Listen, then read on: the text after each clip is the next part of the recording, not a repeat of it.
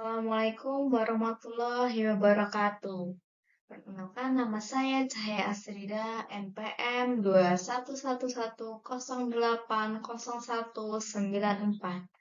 Saya sedang memenuhi tugas ujian komprehensif dengan materi kualitas pribadi konselor yang diuji oleh Bapak Dr. Ali Murtado, MSI. Baik, langsung saja untuk ke materi yang akan saya sampaikan. Pengertian kualitas pribadi konselor. Kualitas pribadi konselor mengacu pada karakteristik atau sifat-sifat tertentu yang dimiliki konselor, sehingga mampu menjelaskan perannya secara efektif. Kualitas ini mencakup aspek kepribadian, sikap, dan keterampilan mempersonal yang menunjang proses konseling. Kualitas pribadi konselor adalah karakteristik yang dimiliki konselor untuk menjalankan tugas dan fungsinya dengan baik. Kualitas pribadi konselor sangat penting dalam konseling karena mempengaruhi kelemahan layanan konseling.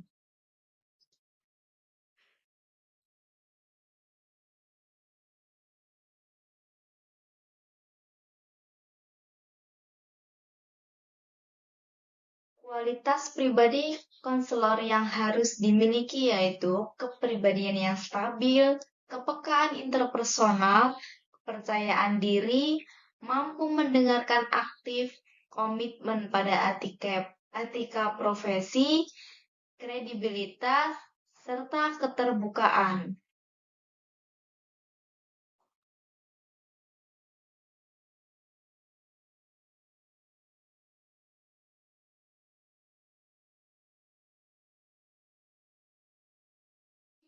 Berbagai topik yang berhubungan dengan aspek kepribadian, yaitu kompetensi dan etika yang diperlukan untuk menjadi konselor yang efektif.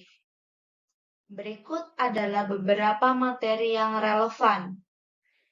Pemahaman diri, karakteristik dan kualitas pribadi konselor, komunikasi antar pribadi, etika dan profesionalisme konselor, aplikasi teori konseling pada kepribadian konselor, kecerdasan emosional, pengembangan kompetensi budaya, pengelolaan konflik dan masalah pribadi, peningkatan diri dan belajar berkelanjutan, serta prinsip humanistik dalam konseling.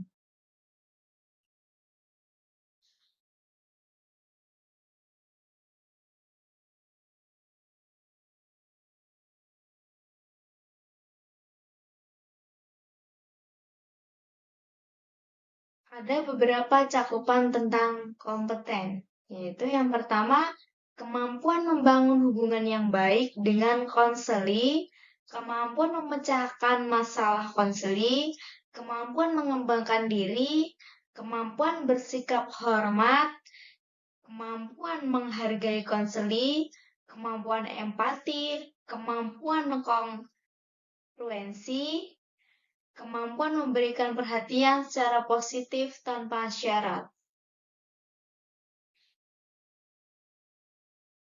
Kesehatan psikologis, kemampuan mengatasi masalah pribadi,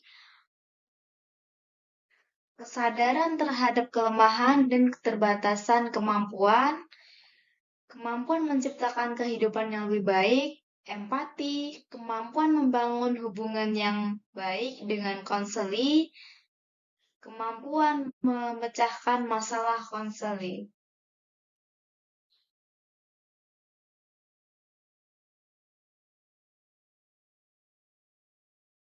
Kualitas pribadi konselor yang dapat dipercaya penting karena menjadi salah satu faktor keberhasilan layanan konseling.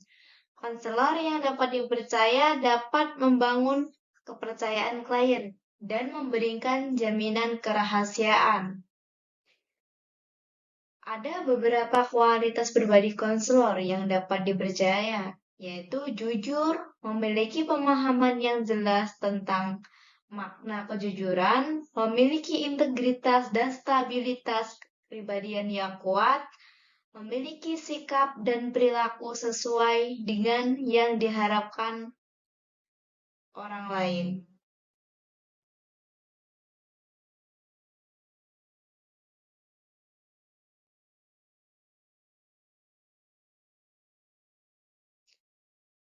Kekuatan yang harus dimiliki konselor adalah kemampuan untuk mengatasi masalah klien dan membangun hubungan yang baik dengan klien.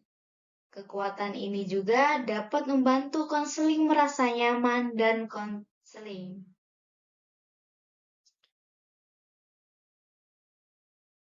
Ada beberapa kualitas pribadi konselor yang penting, yaitu memiliki kekuatan secara psikologis, mampu menata emosi diri, fleksibel dalam bekerja, menyadari kelemahan atau keterbatasan kemampuan diri, memiliki nilai-nilai yang diakui kebenarannya, memiliki sifat yang penuh toleransi, mampu menerima dirinya sendiri.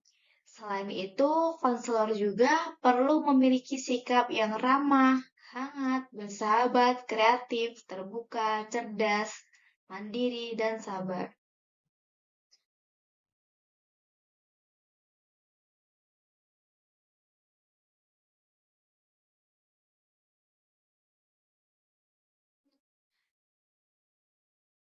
Kualitas pribadi konselor bersikap hangat adalah sikap penuh perhatian dan kasih sayang yang diberikan kepada konseli.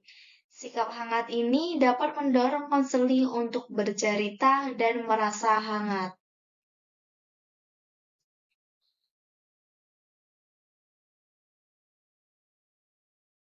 Respon aktif adalah salah satu kualitas pribadi yang harus dimiliki oleh seorang konselor yang efektif.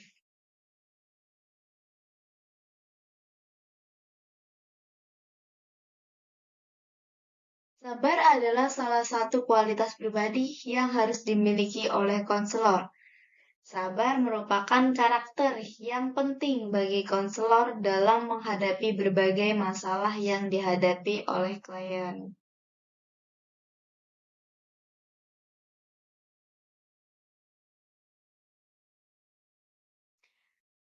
Kesadaran holistik merupakan salah satu kualitas pribadi yang harus dimiliki oleh seorang konselor. Kesadaran holistik merupakan pendekatan dalam konseling yang memungkinkan konselor memahami klien secara utuh. Kesadaran holistik adalah bagian dari kualitas pribadi konselor yang efektif. Kesadaran holistik memungkinkan konselor untuk memahami klien secara utuh, termasuk dimensi fisik, intelektual, emosi, sosial, dan moral spiritual. Kesadaran holistik dapat membantu konselor untuk memahami klien dengan lebih baik dan mengurangi keraguan-keraguan atau ketidakpastian.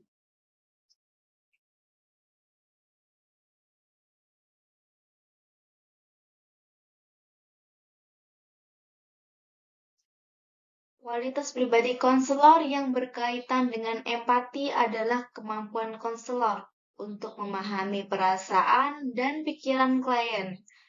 Empati merupakan salah satu keterampilan penting dalam proses konseling.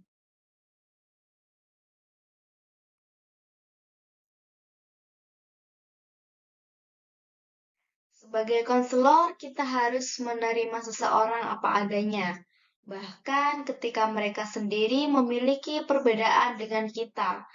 Rasa hormat dalam sebuah hubungan bisa membangun perasaan kepercayaan, keamanan, hingga kesejahteraan. Respek tidak harus datang secara alami, namun sesuatu yang perlu dipelajari. Respek adalah bentuk perilaku yang mempertimbangkan secara utuh atas nilai intrinsik setiap manusia. Respek bisa dengan mudah dilakukan dalam kehidupan sehari-hari, seperti bersikap sopan kepada orang lain, untuk mengucapkan terima kasih, mudah untuk mengucapkan maaf, serta berusaha untuk memahami orang lain.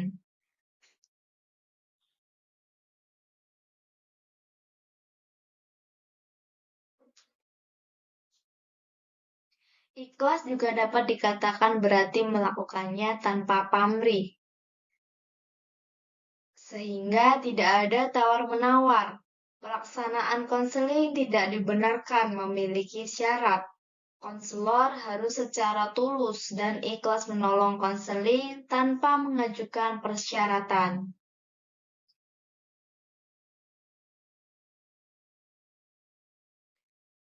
Demikian materi yang bisa saya sampaikan. Sebelumnya, saya mohon maaf yang sebesar-besarnya apabila dalam penyampaian materi mungkin ada kesalahan kata. Saya hanya manusia biasa yang tak luput dari kesalahan. Saya akhiri, wassalamualaikum warahmatullahi wabarakatuh.